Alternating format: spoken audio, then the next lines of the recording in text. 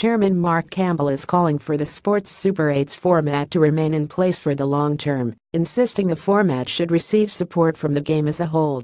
Former Super League head coach Tony Smith recently slammed the concept, following Warrington Wolves' victory over Featherstone, insisting the qualifiers bring agony and pain, and may result in disaster.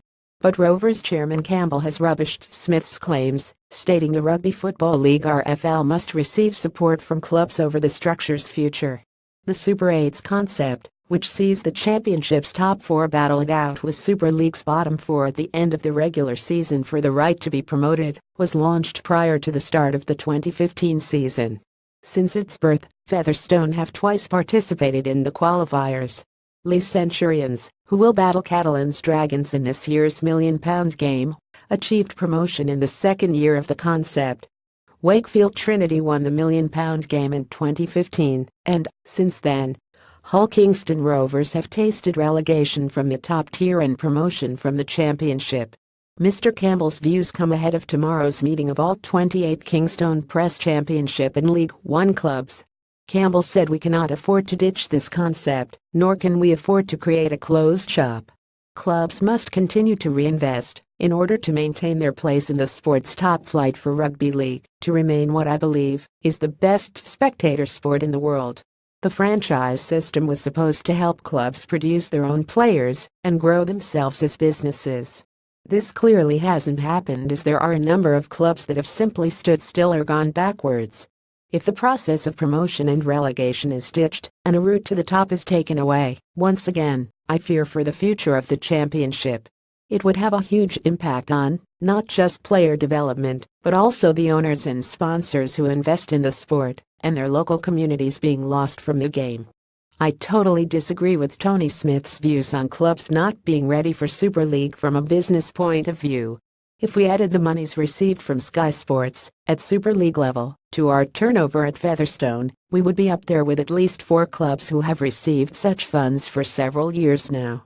This means the so-called big boys have failed to develop and grow their businesses even at top of the game.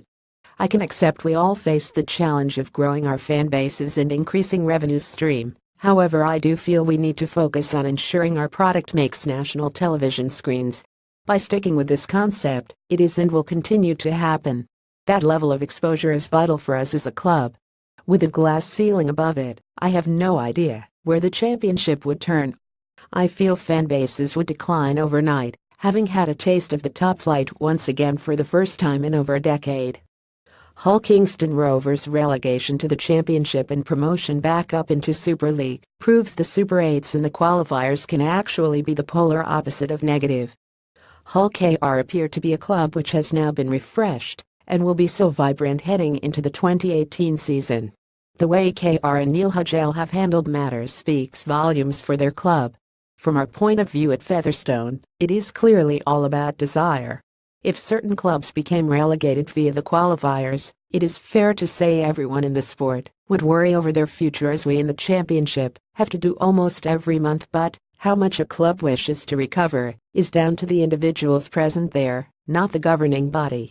People must come away from the idea of blaming the RFL for a club's downfall. When Salford relegated Hull KR in last year's £1 million game, it created incredible drama, which happens every year in the Premier League. In turn, the process has massively strengthened the championship, which now attracts its own bumper TV deal. The most notable part of that moment was the way in which Hull KR responded.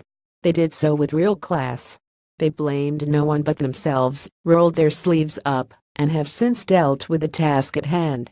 The Super 8's concept is absolutely vital for the whole of the game to progress on and off the field, and we fully support the RFL on the matter. We hope to see it continue and help clubs prosper, develop and succeed in the years ahead.